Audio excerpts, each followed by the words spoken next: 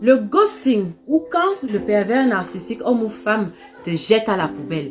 Hello, si tu as l'impression que tu es dans une relation toxique et que tu as l'impression que la personne avec qui tu es en relation est un pervers narcissique, alors tu dois connaître ce terme, le ghosting.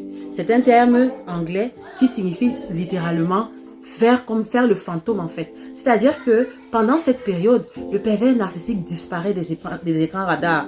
Tu ne le vois nulle part. Il coupe tout contact avec toi. En fait, il fait comme si tu n'existais pas. Et ça se manifeste dans des petites choses. Si vous vivez dans la même maison, il va arrêter de t'adresser la parole. Cette personne va faire comme si tu n'existais pas. Comme si tu étais transparente. Et ça peut aller même très loin. Ça peut aller au point où vous êtes dans la même pièce, il te traverse. Il va de l'autre côté, tu entres dans une pièce, lui il en ressort. Ou alors même vous êtes assis à table, tu es assis à côté de lui, mais il préfère demander à la personne qui est assise bien loin, 2 places après toi, de lui passer la fourchette qui est tout à côté. Il fait comme si tu n'existes pas. Et la particularité du ghosting, c'est que tu es la seule personne à savoir ce qui se passe. Ça se passe entre vous deux. Les autres personnes ne sont pas au courant qu'il y a ça.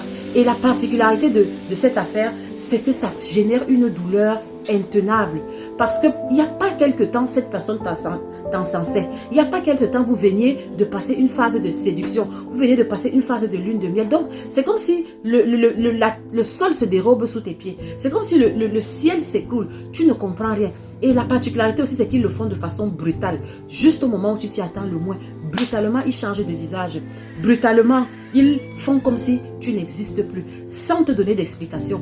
Et ils ont la particularité aussi du ghosting, c'est que ces personnes toxiques ont un timing dans leur tête.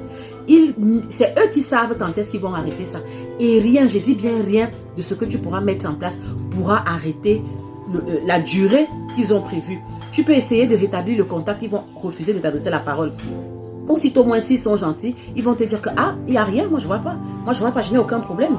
Alors à un moment donné, donc c'est pour faire quoi? C'est pour générer quelque chose à l'intérieur de toi. C'est pour t'amener à ce qu'on appelle l'orage narcissique que je développerai dans une autre vidéo.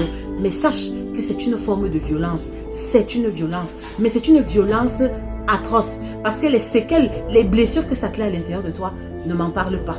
En tout cas, si vous avez déjà vécu ça en relation, j'aimerais bien le lire dans vos commentaires. Ciao, ciao.